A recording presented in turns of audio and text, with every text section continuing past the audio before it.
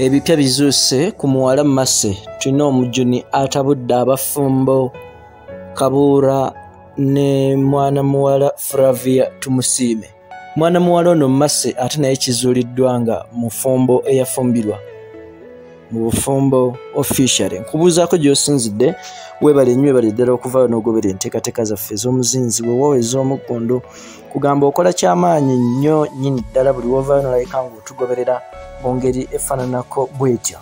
Kaakati nkugamba kola kimu, subscribinga, likinga, sharinga, commentinga, ffe twongere okulabika nga tukutuusaako ensonga ez'omuzinzi ze weetaaga okumanya yonna gy'osinzidde okulabika nga otugoberera mwana wa maama, mwana wa taata. Kati ensonga z'abano z'omanyi obulungi eza Kabuura, Mase ne Flavia tumusiime zongedde okukwata enkanda gwe mpuliriza naawe andaba.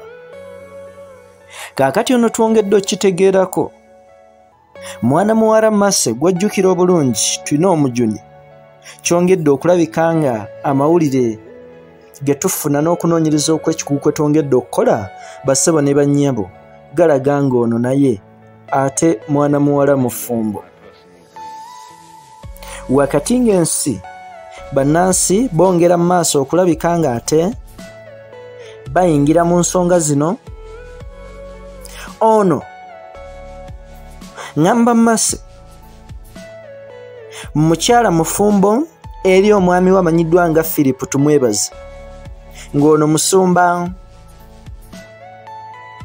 w'abavubuka mu kibuga eky'e Kampala oba musumba omuvubuka agenda mu maaso okuliisa ekigambo kya Mukama wakati bwe twogera mu kibuga eky'e Kampala. Kati Mase ne Philip tumwebaze obufumbo bwabwe babufuula obw'amateeka oba bayingira mu bufumbo obutukuvu mu May ng'ennaku z'omwezi 19 omwaka gwa 2019 ku kkanisa y'omusumba Robert Kayanja. Embaga yaabwe gye yali oba okugattibwa kwabwe gye kwali. Kaakati gano amawulire twongedde okulabika nga tugakolako okufeffetta weewaawo ne tugakakasa nga bano ababiri baasobola okulabika nga bayingira mu bufumbo butukuvu gwa mpuliriza naawe andaba.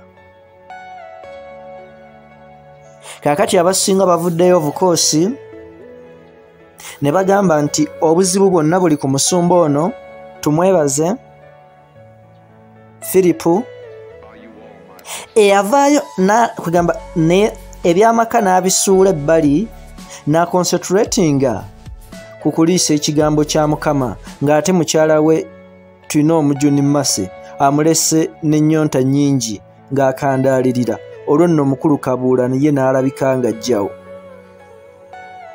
Mpozi oteekeddwa okukitegeera mwana mulenzi ono Kabuura naye musajja Mufumbo era nga naye yayanjula mukyala we era naye bafuna embaga Flavia tumusiime mu mwaka gwa 2019 ku All Saints Church e Nakasero e Kampala.